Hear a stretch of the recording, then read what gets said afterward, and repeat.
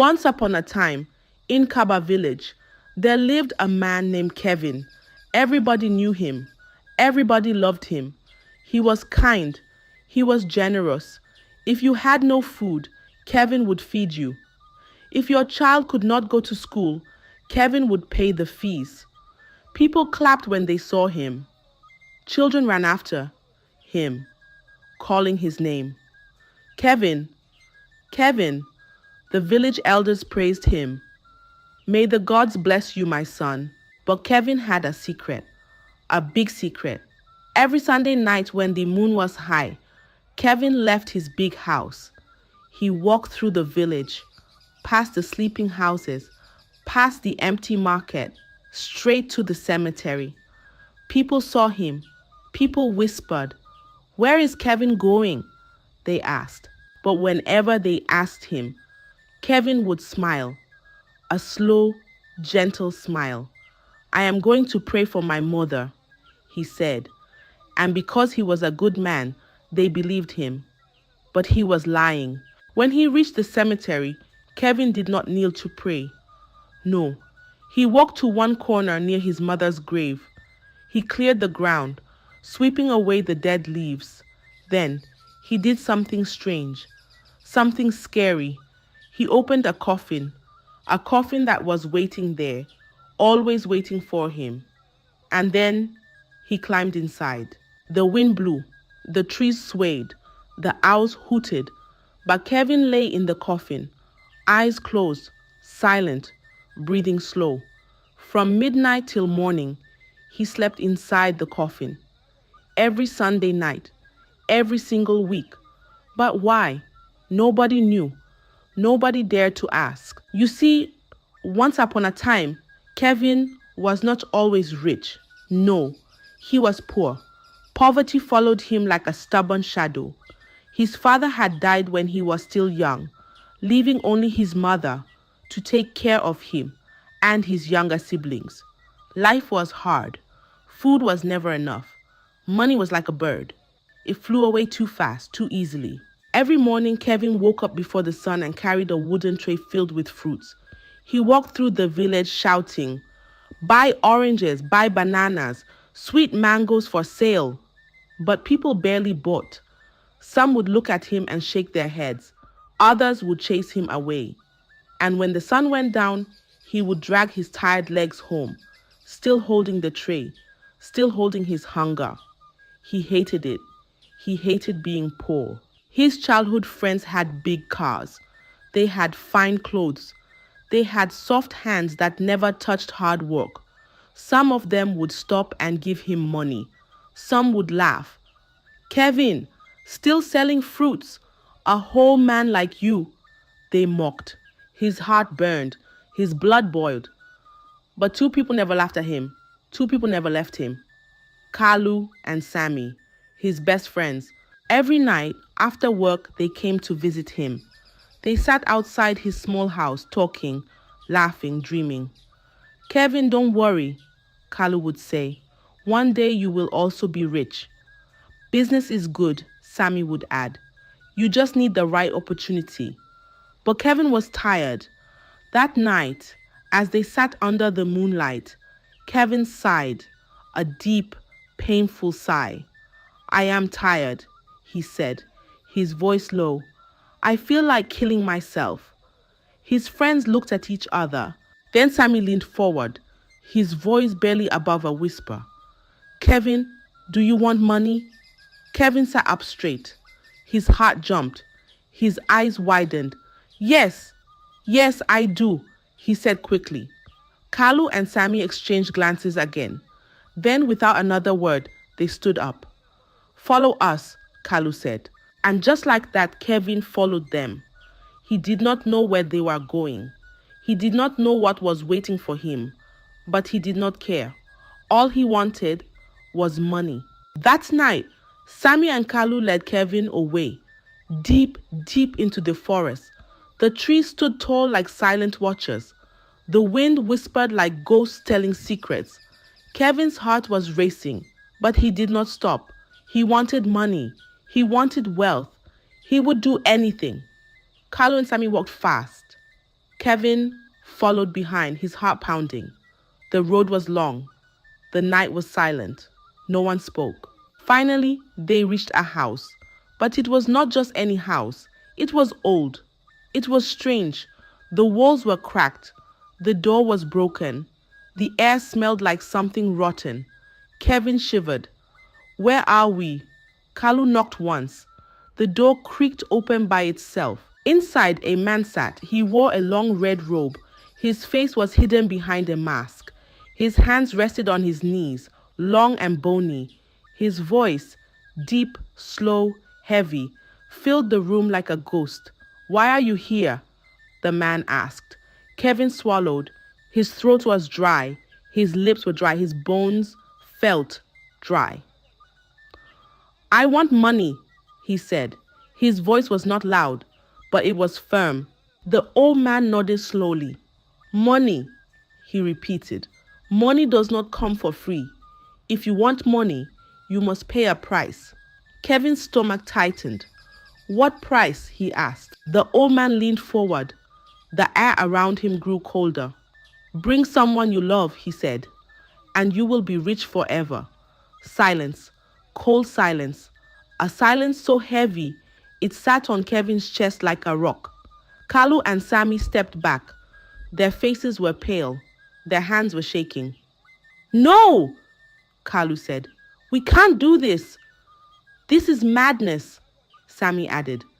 And before another word was spoken, they turned. They ran. They did not look back. But Kevin did not run. He stood still. He stared at the man.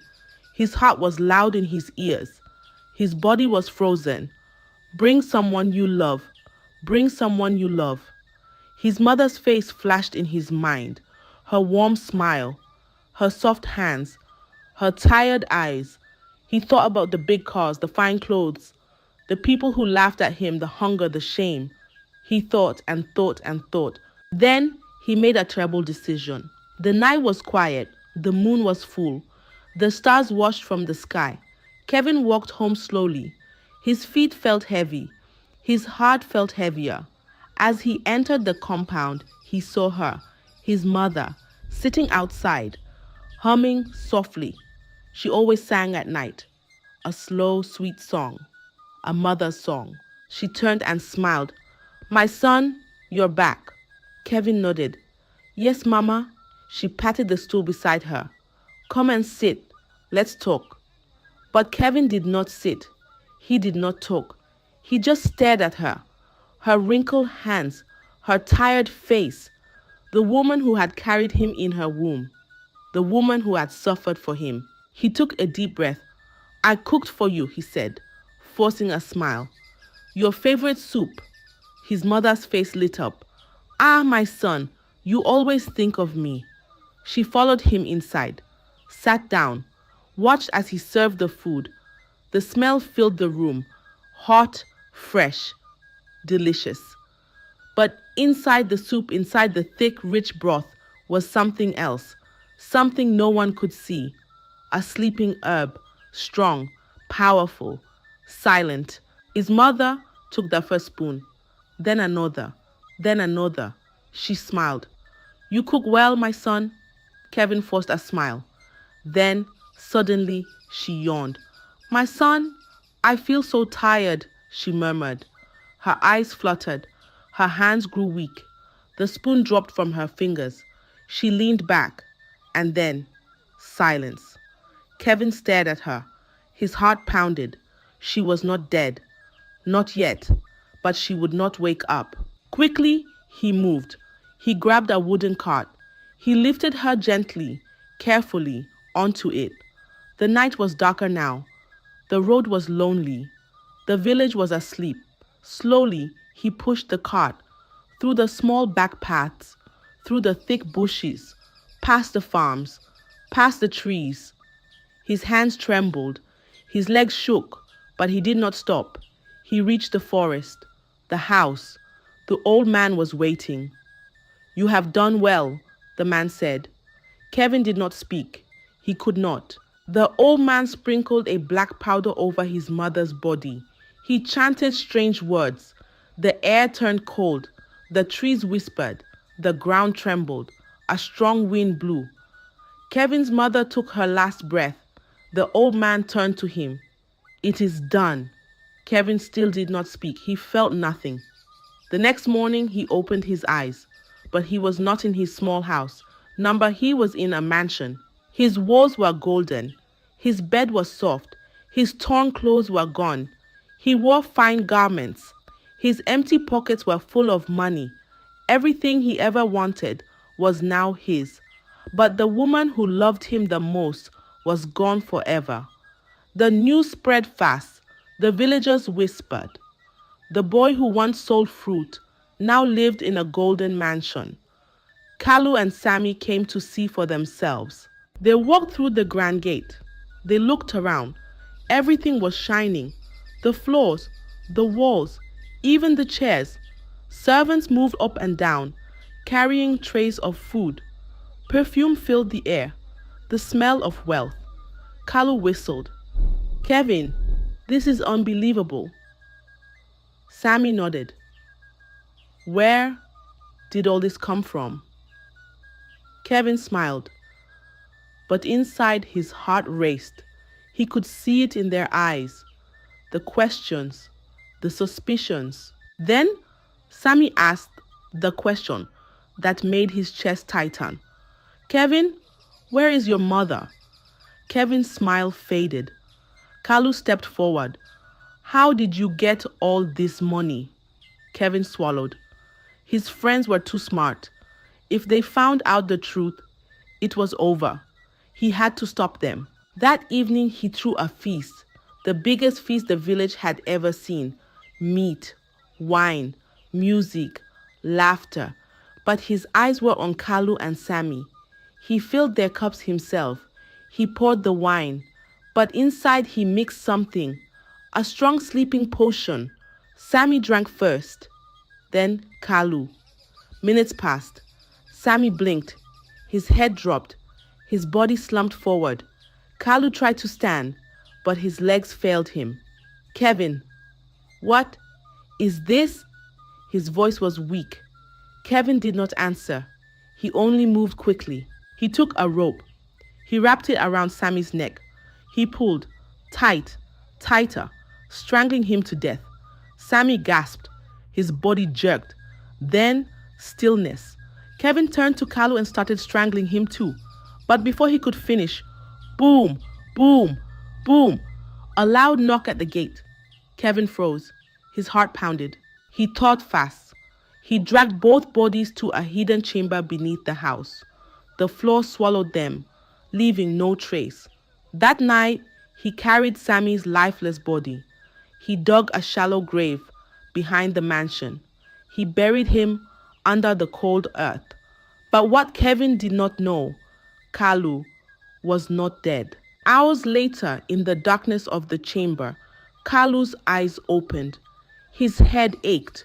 His body was weak, but he was alive. Slowly, painfully, he crawled. He found a small opening. With the last of his strength, he dragged himself out. And before the sun rose, he fled the village. Kevin had money, plenty of it, but money was like palm wine. It made him thirst for more. One evening, as he sat in his grand house, staring at his golden plates, he sighed. I need more money. I want to use money to clean my mouth after eating, he said to himself. His greed burned inside him like fire. So he went back to the oracle. The old man sat in the dark room, waiting, as if he already knew Kevin would return. Kevin did not waste time. I want more. The oracle nodded slowly. Then give to the poor. Solve everyone's problem for 3 days. Kevin frowned. Give my money away? The oracle's eyes glowed. Only for 3 days. Then you will have more than you ever imagined. Kevin hesitated, but greed pushed him forward. He agreed. The next morning, he called his servants. Cook food for the villagers. Give money to everyone. Solve all their problems. And so, for 3 days, Kevin became a giver. He fed the hungry. He paid debts. He gave gifts. The villagers clapped. They sang his name.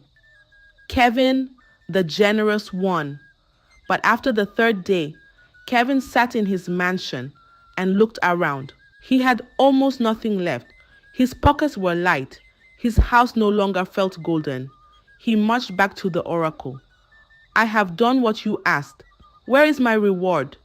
The old man smiled, a slow, knowing smile. Now, he said, you must sleep in a coffin for 7 days. Kevin's heart skipped. A coffin? He asked. The oracle nodded. Do it, or lose everything in 24 hours. Kevin's mouth was dry. His hands were sweaty. But he had come too far. He could not turn back. He closed his eyes, took a deep breath, and agreed. And that was how the sleeping in the coffin at the cemetery began. Kevin then followed the old man to the cemetery where he had buried his mother. There, he stood at the center, staring at the golden coffin. It shone under the dim light, smooth and perfect. The oracle's voice was deep, slow, heavy. Do not scream, do not talk, no matter what happens. Kevin swallowed. His chest was tight. His hands were sweaty. But he had come too far. Slowly he stepped forward. He touched the coffin. It was colder than ice. The lid creaked as he opened it. He took a deep breath and lay inside. The oracle's face disappeared.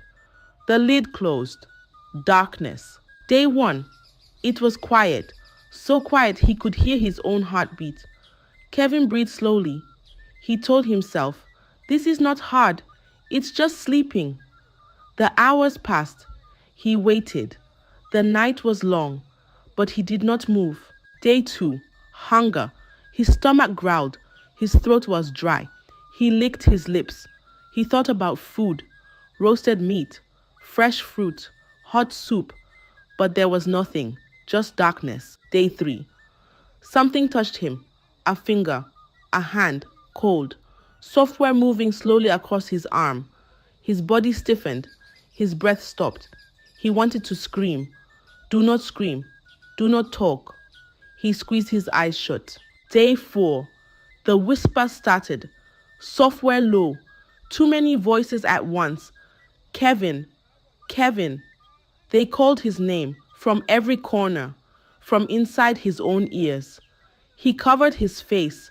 He could still hear them. Day 5. Hands. Many hands. Grabbing his arms, touching his legs, pressing against his chest. Cold hands, dry hands, old hands. Fingers ran across his face, over his lips, into his hair. He wanted to scream. He wanted to fight. Do not scream. Do not talk. Tears slipped from his eyes. Day 6. He could not breathe. The air was thick, heavy. He gasped. His chest burned. He felt like he was drowning. His hands clawed at the coffin lid. He wanted to push it open. He wanted to run, but he stayed. Tears rolled down his cheeks. Day 7. The lid creaked. Light. The air rushed in. Kevin gasped. His body shook. His clothes were wet with sweat. He crawled out. His legs were weak. His hands trembled. The oracle stood before him, smiling. You are now the richest man in town. Kevin looked at him. His lips cracked, his face pale, his bones sharp. But he was alive, and he was rich. Kevin returned home like a king. The villagers cheered. The women danced. The drummers played.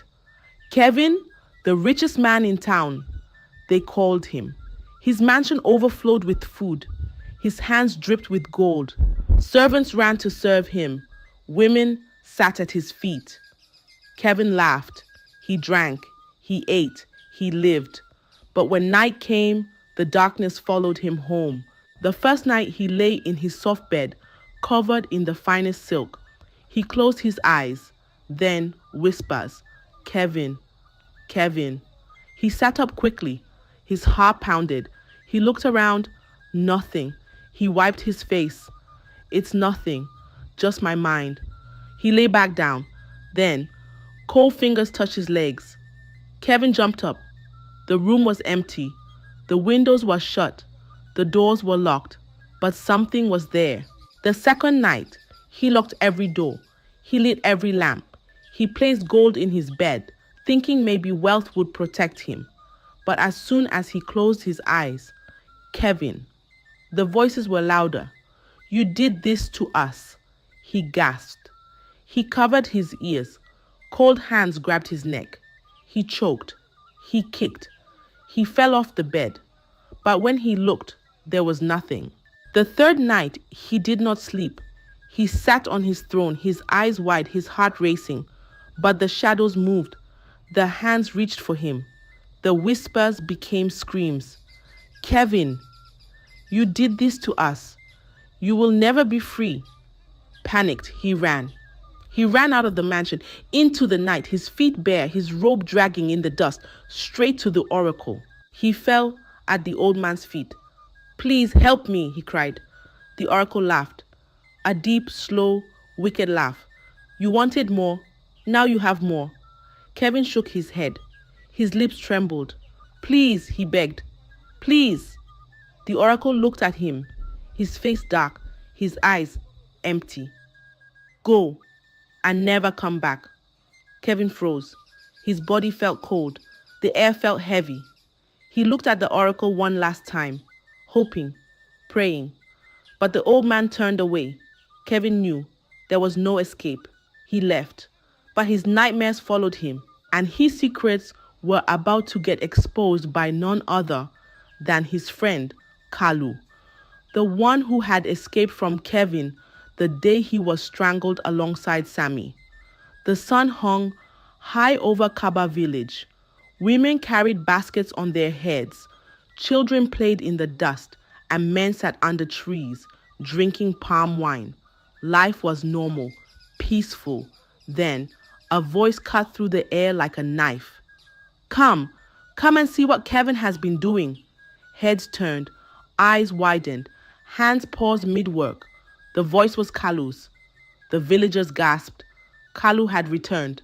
But he was not the same. His clothes hung loosely on his body, torn and dirty. His skin clung to his bones. His feet were cracked. His eyes, wild, dark, filled with something no one could understand. He stood in the village square, breathing heavily, sweat dripping down his face. Follow me! Come and see the truth, he shouted. Some hesitated, some whispered, but many followed. Down the narrow path, past the big houses, past the silent farms, straight to the cemetery. The air was still. The leaves barely moved. The sky, once bright, was now covered in gray clouds. Then they saw him, Kevin, lying inside a coffin. His body was cold, his face was pale. His lips moved, but no words came out. Only strange whispers, software broken, meaningless. His eyes were wide open, staring at nothing, yet seeing everything. The villagers gasped. Some stepped back, some covered their mouths. One old woman clutched her chest. Oh my God, she cried. They pulled him out. His feet touched the earth. And then he screamed, louder than anything they had ever heard. They want to kill me. Help me. Help me. He clawed at his own skin as if trying to tear something off. His body shook. His legs wobbled. But no one was touching him. No one was chasing him. Yet, he screamed. His eyes darted left and right, seeing things no one else could see. He fell to the ground, rolling, hitting his head, kicking his legs. Get away! Leave me alone, he shrieked. The village herbalist, an old man with deep lines on his face, stepped forward. He placed his hand on Kevin's forehead. His eyes closed, his lips moved in silent prayer. Then, he shook his head. He is mad. He cannot be saved, the herbalist said. His voice was low, final. His soul is cursed, the villagers whispered. Some pitied him, some feared him. Kevin's breathing was loud, heavy, desperate.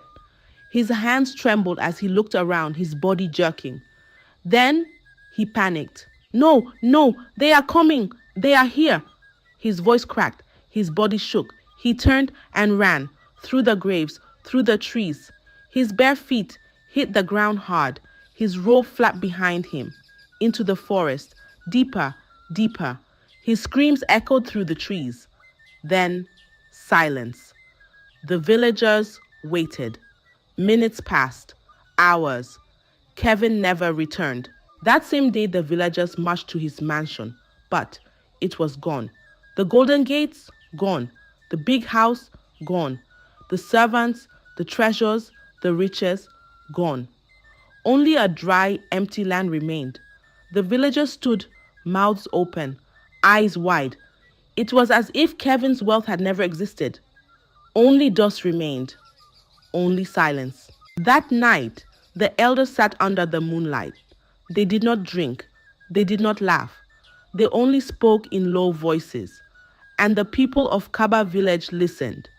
Because that night, a new lesson was written in the hearts of the people. A lesson no one would ever forget. Greed may take you high, but it will never let you rest. I hope you enjoyed the tale. If so, please like the video, share it with your family and friends, comment on it, and don't forget to subscribe to the channel and turn on the notification bell for more enchanting tales like this one. Goodbye.